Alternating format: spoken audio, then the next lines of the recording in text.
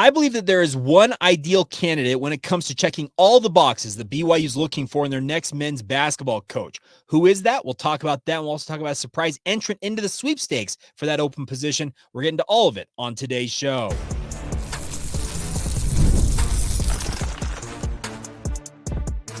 You are Locked On Cougars, your daily podcast on the BYU Cougars, part of the Locked On Podcast Network, your team every day.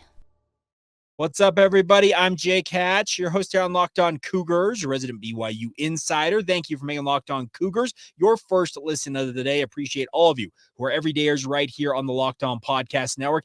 As you probably saw in our spiffy new intro video / audio, it says your team every day. Well, we are your original daily podcast focused on all things BYU sports, and we are brought to you today by our friends over at FanDuel. Make every moment more with FanDuel today. Right now, new customers, you get $150 in bonus bets guaranteed. That's $150, win or lose. Visit FanDuel.com/locked-on to get started today. All right, let's dive right in on today's show. And I said in the open, I believe there is one ideal candidate for BYU's open men's basketball position to replace Mark Pope. Well, who is it? Who is it, Jake? Who is it? Drum roll, please. It is Chris Burgess. Now, any of you who are everydayers on this podcast, like, Jake, tell me something I don't already know. You've been a broken record on this for the better part of a week at this point. Now, I'm very clearly in the camp that I'm Team Chris Burgess, if you want to use that terminology, and I make any bones about it. I believe that Chris is the ideal candidate, but it is my goal here as we await an announcement from BYU, whenever it might come, to kind of lay out the case for and against each one of the main contenders for this job, and one of them has, quote-unquote, entered the chat, and we'll talk about that here in just a minute. That's a little bit of a tease ahead to stay with today's show. So let's start off. Let's talk about why I believe that Chris Burgess is the ideal candidate. Whereas Chris Burgess does not have head coaching experience. I know that's something that's being held against him, I would imagine, because you want to have guys who are obviously going to be guys who have that experience, have been in the fire, so to say. The one thing I can say about Chris Burgess, notwithstanding the fact that he has no head coaching experience, is that he already has worked at BYU. That is something, to my knowledge, outside of Quincy Lewis, who I consider to be a fringe candidate, if I'm being quite honest. No other candidate in this search can say that. Chris Burgess worked for 3 years under Mark Pope as an assistant and was one of his top assistants outside of Jordie Fernandez, probably was the top assistant on Mark Pope's staff. In some people's minds, he was the top assistant. But regardless, he's got 3 years of experience working at BYU. The other thing about Chris Burgess, and I know that he's been labeled as a Ute. He's a guy who never picked BYU out of high school. He picked Duke, and then he transferred to Utah. Guess what? Chris Burgess has deep family ties to Brigham Young University. Yes, I know he never played at BYU. I know that he spurned BYU in that famous quote, "You're letting down more than 9 million Mormons," that Roger Reed probably would take back in a heartbeat if it were given the opportunity to do so 30 years ago. I know that he's not a quote-unquote BYU guy, but the one thing Chris does aspire to be is a head coach, and he has experience within the BYU basketball program, and he is willing to embrace all that BYU basketball program entails. We talk about this often with head coaching and just coaching at BYU in general. It is unlike many places in this country. It comes with unique circumstances, unique challenges. It absolutely will test your mettle as a coach to come to Provo and coach at BYU. You have to abide by an honor code yourself as a coach. You obviously have to have 15 or 17 guys, depending on, I remember what was the roster size now, 18 guys in college basketball. Regardless, you have to deal with all those guys, making sure they keep their noses as clean as you possibly can manage to do so. You also deal with academics, because BYU is not a diploma mill out there. They're not just printing diplomas and handing out to anybody who applies. This is a university, and if you watch a certain video about BYU women's soccer's schedule release yesterday, I would tell you that this is a very academic-oriented institution, and those student athletes that are under your purview, in this case for BYU men's basketball, they've got to be pretty academically inclined and handle their business both on the court as well as in the classroom. It has all kinds of challenges. Recruiting, obviously, you have to deal with the fact that you have guys that just straight up won't be interested in BYU, whether they're members of the LDS faith, the Church of Jesus Christ of Latter-day Saints, or not. There are certain people who are members of the church who just don't have interest in going to BYU. That's a simple fact of the matter. The other thing about this is Chris Burgess, he's about as stand-up a guy as I have ever met in my entire life. Now, I don't have near the connections that certain other people I know have, and I'll just reiterate that Patrick Kinahan probably has the deepest relationship of anybody with Chris Burgess, going back to tracking Chris Burgess in his high school days. PK is the gentleman that had that story in the Salt Lake Tribune about the 9 million Mormons comment. I know that it gets bandied about all the time. You know who got that quote? Yeah, Patrick Kinahan. Crazy, I know. But regardless, PK speaks glowingly about Chris Burgess. There is no bad word that comes out of PK's mouth about Chris Burgess. And any of you who know how cantankerous PK is, I work with him on a daily basis. I can tell you he's fairly cantankerous, but he has got the utmost respect for Chris Burgess. And in my interactions with Chris over the years, I have come away very impressed with him. He's a strong member of the church. Obviously, BYU has an unwritten rule that they want to have a card-carrying member, to use that term, as the head coach at Brigham Young University of the men's basketball program, notwithstanding that Diljit Taylor is doing incredible things with the BYU women's cross-country program, and she's of the Sikh faith. I get all that. But here's the deal. I just don't see BYU budging on maybe the two highest profile coaching positions in their athletic department going to non-members of the LDS faith. I just don't see that. The other thing about this is Chris Burgess, the other point I want to make, is he's recruited a number of the guys on BYU's roster right now. Dallin Hall is examining all options. If you read the reports about Dallin Hall, he's examining Creighton, Clemson, Cincinnati, Florida, Washington, Utah State, and also a return to BYU. Well, you know who was in on his recruiting before he ultimately picked BYU? Chris Burgess. Richie Saunders, same circumstance. Obviously, they went on missions and the like, so Chris never had the opportunity to coach them, but he has those relationships with those young men and could help get them back to BYU and shore up this roster. The other thing about it is the Colin Chandler equation about this. Chris Burgess is right there with Mark Pope signing Colin Chandler, and I think that he would play a big role in keeping Chandler's commitment and ultimate enrollment at BYU if he were picked.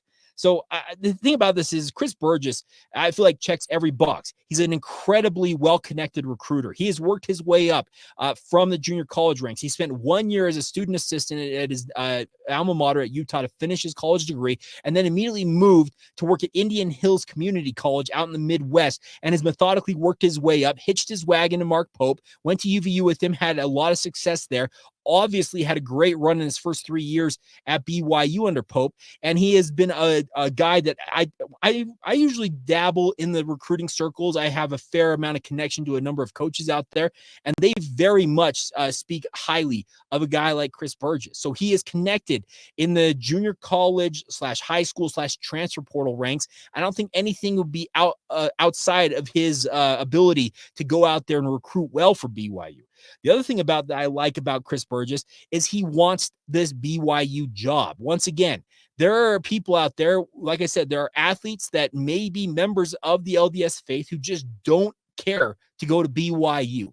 They could have family members pushing them that way. They could have a ecclesiastical leader, whatever it is, be pushing them towards BYU, but they just straight up don't want that experience. They want to do something different. There are coaches out there who I believe have a similar type circumstance, but I believe that Chris Burgess is all in on wanting to be a BYU.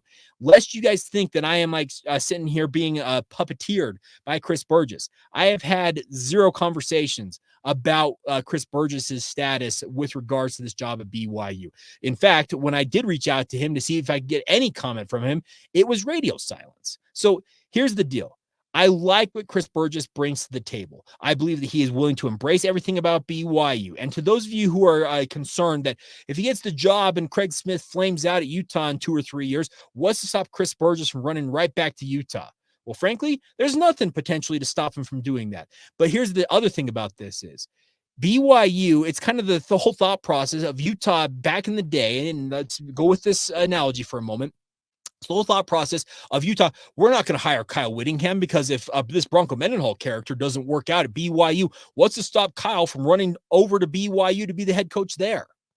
You know what? That's kind of what we're talking about here. So I look at this as an ideal scenario. Yes, you would like to have a guy ideally with some head coaching experience. If you could take the 4 years, Barret Peery, I'll use him. If you could take the 4 years that Barret Peery was the head coach and was in the lead job at Portland State and put it on Chris Burgess's resume, would anybody, I mean, anybody be arguing about Chris Burgess being a slam dunk, no-brainer hire for the BYU basketball program?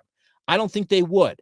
The other thing about this is Chris Burgess, the thing about it is when he left BYU, he did it for a very specific reason. And a lot of you have probably heard allusions to this by different coaches, is that a lot of coaches will get connected. And what I mean by this is that Chris Burgess linked up with Mark Pope when they were headed into that UVU job to revamp things there. Well, Chris Burgess spent, I believe, it was 7 overall seasons working with Mark Pope. He felt it was in his best interest, this is just me looking from the outside, to go and get experience elsewhere, obviously a chance to go and work for his alma mater at Utah, and then to work with a guy like Craig Smith and learn from Craig Smith, having learned what he probably felt like was everything he probably could have gleaned/learned out of Mark Pope, and get a better look and a more well-rounded look at what being a head coach entails. So, yes, the fact that he lacks head coaching experience is probably the biggest knock against him, but quite honestly, I don't see any other downside on Chris Burgess's resume. We'll talk tomorrow about Barret Peery. We may later in this week talk about Quincy Lewis. We'll get to those as future editions of Locked On Cougars come along. But I really do think that Chris Burgess should be the leader in the clubhouse. I think he has been the leader in the clubhouse so far. And based on multiple reports, apparently formal interviews are going to begin taking place today. I had them characterized to me over the weekend. The interviews had already taken place. Does that mean that they were of a digital means over a Zoom type meeting and they wanted to actually get together in person? That appears to be the case, and those will be starting today and apparently carrying on through tomorrow, and we'll see what other reports emerge. But I'm telling you, I am as big a Chris Burgess stan as you're going to find, and that's why I believe he is an ideal, maybe the ideal candidate for this job at BYU. All right, we will talk about the new addition to the race in terms of BYU's head coach. Who in the world is Kevin Young? Well, we'll talk about who Kevin Young is coming up in just a moment. Today's show is brought to you by our friends over at FanDuel. It's playoff time in the NBA and the NHL. Baseball is in full swing, and FanDuel is your place to bet on every game, no matter what your interest is. Right now, new customers get $150 in bonus bets guaranteed. It's $150 win or lose, courtesy of our friends at FanDuel. Bet on everything from slap shots to home runs to slam dunks. They may have odds on the actual chance that the Utah NHL team that's coming here, what the name is going to be, what the mascot is going to be. So you can go bet on all of that and do it all on an app that's safe, secure, and super easy to use. What are you waiting for? Visit FanDuel.com/lockedon. Make your first bet an automatic win once again with our friends at FanDuel. That's FanDuel.com/lockedon. FanDuel.com/lockedon to get started today. It's all courtesy of FanDuel, America's #1 sportsbook.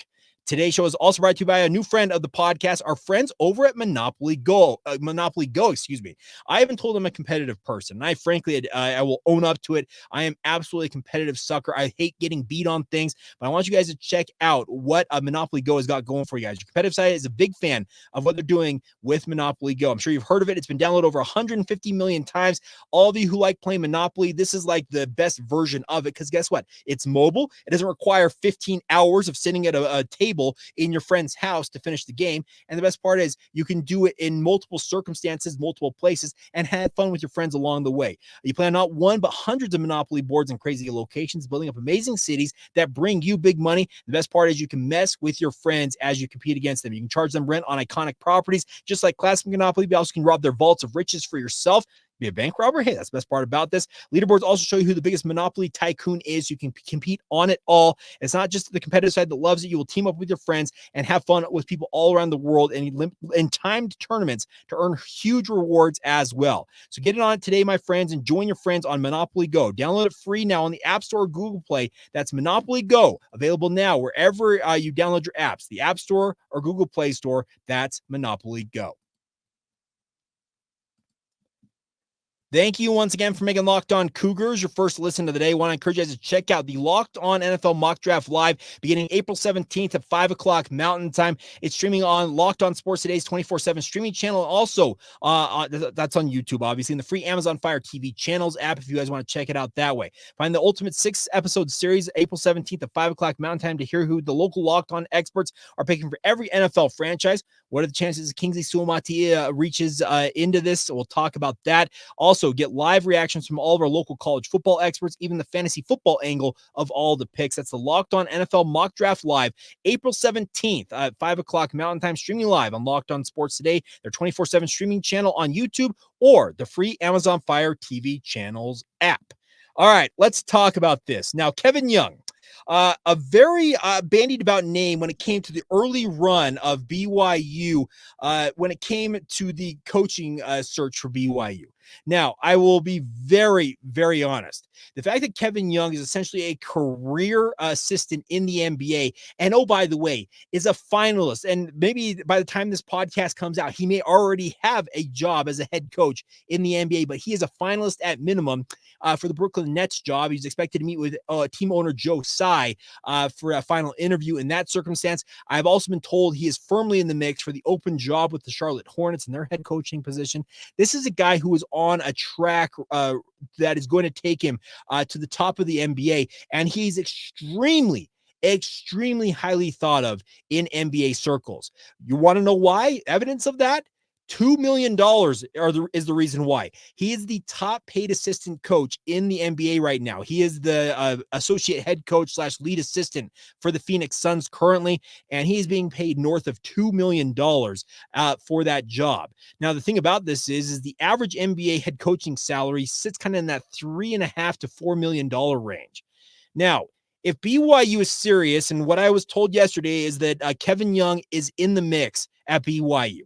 What does in the mix mean? It can mean anything. Could this be a power play by him or his agents to get some more money out of, let's say, the Brooklyn Nets or the Charlotte Hornets, saying, hey, I'm in demand, I could go coach in the college ranks? Yes, that absolutely could be a power play. Or is he just severely interested as a guy who's a native of the state of Utah about potentially getting a head coaching job and coaching in the Big 12? That is also a possibility. Circumstances are that he is in the mix. Like I said, what I understand about this: born in Salt Lake City, he is an active member of the Church of Jesus Christ of Latter-day Saints, two of the prerequisites, it feels like in some people's minds, for the job. But I just have a hard time believing that BYU is going to pony up $3.5 million to get him to come to Provo and spurn opportunities from his time building up a very strong resume in the NBA. The other thing about this is he played his high school career at Sprayberry High School down in Marietta, Georgia. Then he went to Middle Georgia College, and a junior college, and then he played at Clayton State University, a Division II university. He's got playing experience at the college level, but then his entire coaching career can be summed up as thus. He was an assistant coach for the Shamrock Rovers Hoops, which I believe is an AAU squad. Then he worked at UVU, what was originally then Utah Valley State University, worked at Oxford College as an assistant. Those were in 07 to 09, so 2 years there. And then embarking on an NBA career that began with Utah Flash, formerly of the NBA D, now G League, and he's worked his way up. Iowa Energy, Delaware 87ers, Philadelphia 76ers, Phoenix Suns, and now most recently associate head coach with the Suns under Frank Vogel.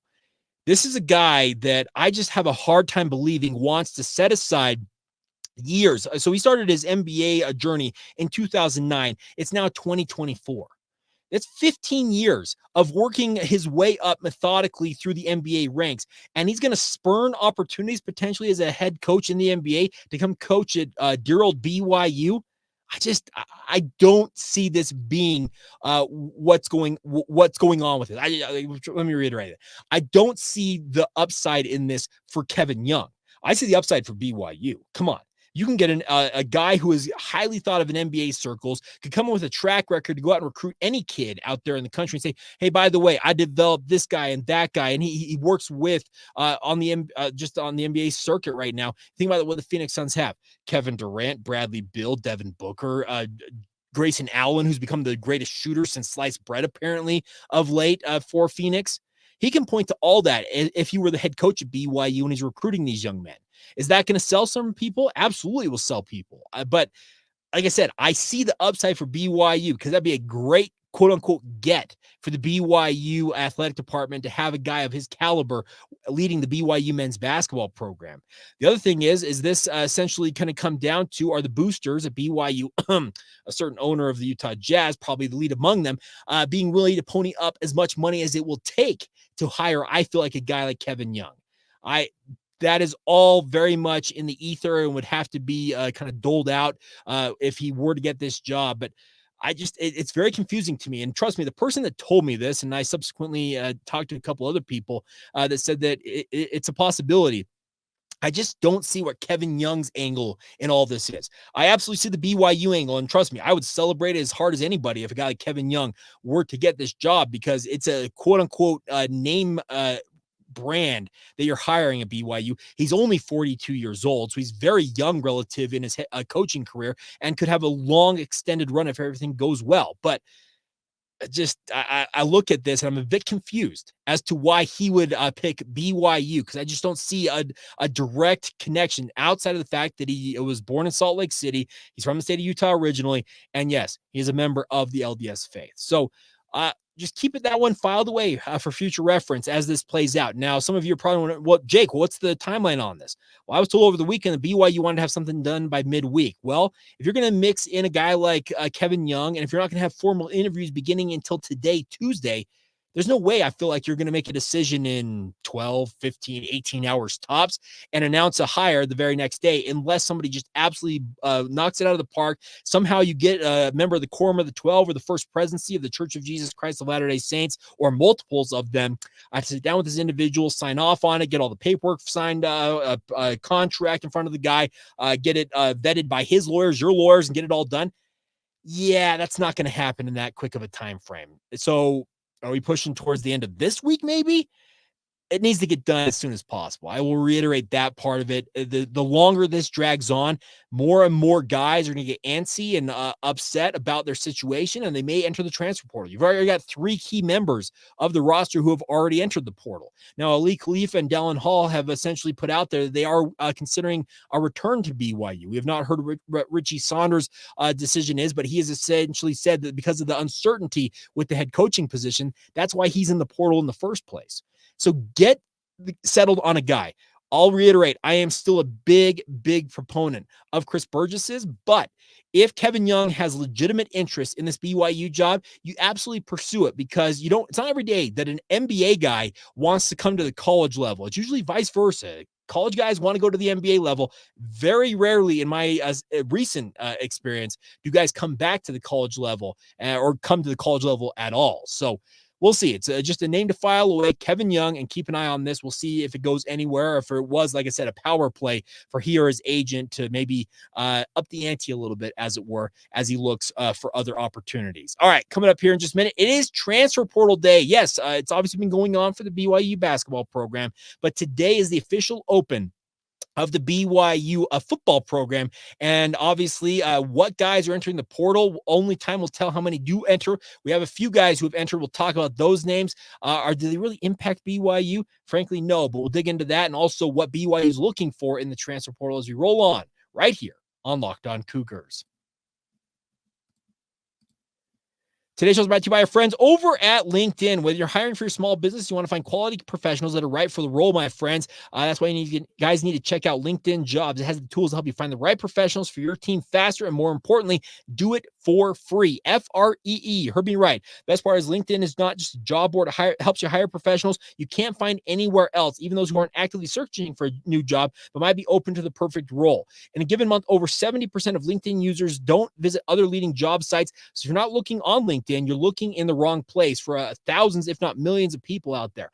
On average, 86% of small businesses get a qualified candidate within 24 hours of their job posting on LinkedIn. Hire professionals like a professional, and do it with our friends at LinkedIn. 2.5 million small businesses are using LinkedIn for their hiring, and they are constantly finding new ways to make it an easier process. They even just launched a feature that helps you write their job descriptions, making the process even easier and quicker, helping you guys save time on both ends. So post your job for free today at linkedin.com/lockedoncollege. That's linkedin.com/lockedoncollege to post your job for free. Terms and conditions apply.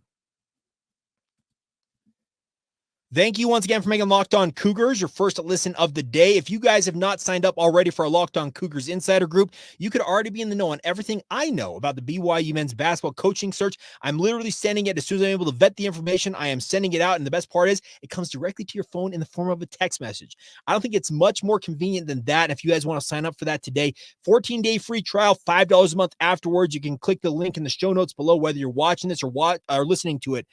Join us today. It's a really fun community. We're growing by leaps and bounds. It feels like every day amidst this coaching search. And who's to say that coaching searches aren't good for business? They are. I will be very clear about that. I mentioned it that our Friday edition of the podcast, reacting to Mark Pope's departure to Kentucky, it is the single most consumed episode in the 5.5-year history of this podcast.